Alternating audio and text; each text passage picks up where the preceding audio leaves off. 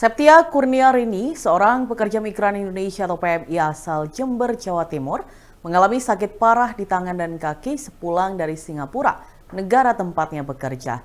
Wanita 38 tahun ini sekarang hanya bisa berdiam diri di dalam kamarnya di perumahan Taman Gading, Kelurahan Tegal Besar, Kecamatan Kaliwates, Jember. Diketahui pekerja migran tersebut mengalami penyakit itu setelah menjalani operasi di Sengkang Hospital, Singapura pada 27 September 2024 lalu. Pada Jumat 20 Desember, Menteri Perlindungan Pekerja Migran Republik Indonesia Abdul Qadir Karding bersama Sekretaris Fraksi Gerindra DPR RI Bambang Haryadi serta Direktur Rumah Sakit Bina Sehat Jember Dr. Faidah mendatangi PMI itu di kediamannya. Terlihat tangan dan kaki tenaga kerja Indonesia tersebut kulitnya menghitam dan kaku. Bahkan perempuan ini tidak bisa beraktivitas setelah terkena penyakit tersebut. Ibu dengan dua putra itu kini dirawat oleh suaminya Wahyu Setiono. Menurutnya, sebelum mengalami penyakit ini, ia mengaku mengalami sakit bisul di bagian selangkangan. Kemudian ia meminta obat pereda nyeri ke majikan untuk mengatasi rasa sakit itu, namun tidak ada efek apapun. Ketika majikannya pergi ke Lombok, Rini mengaku berinisiatif periksa di klinik dekat tempat kerjanya di Singapura. Di fasilitas kesehatan itu, ia hanya diberi obat dan salep. Namun, tetap tidak ada perubahan. Akhirnya ia periksa di Sengkang Hospital. Di sana ia diminta untuk operasi karena dokter menyebut infeksi bisulnya sudah cukup parah. Saat itu pula ia mengaku langsung menjalani operasi di Sengkang Hospital Singapura sesuai anjuran dokter rumah sakit tersebut.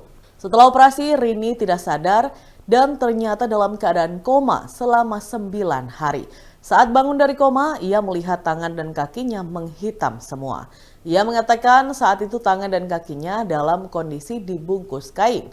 Bahkan di bagian tubuh tersebut juga diikat di tempat tidur rumah sakit. Meski begitu, tidak ada penjelasan dari dokter mengenai kejadian yang menimpanya.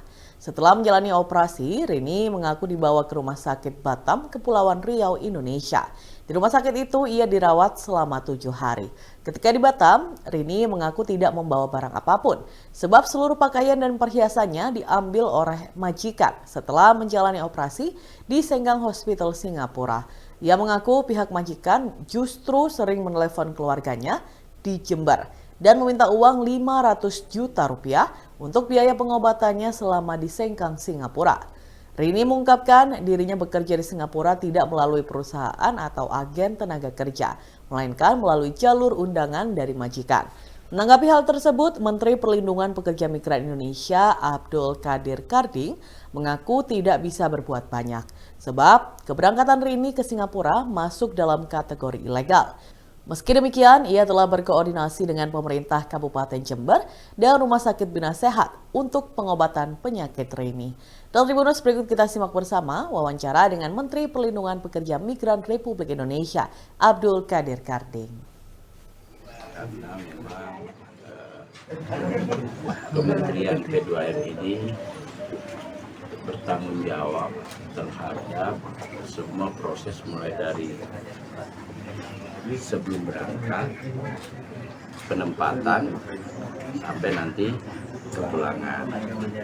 Memang setelah saya mempelajari tadi, beliau ini berangkatnya tidak prosedural, non-prosedural, sehingga tanggung jawab agensi atau majikan itu hampir tidak ada.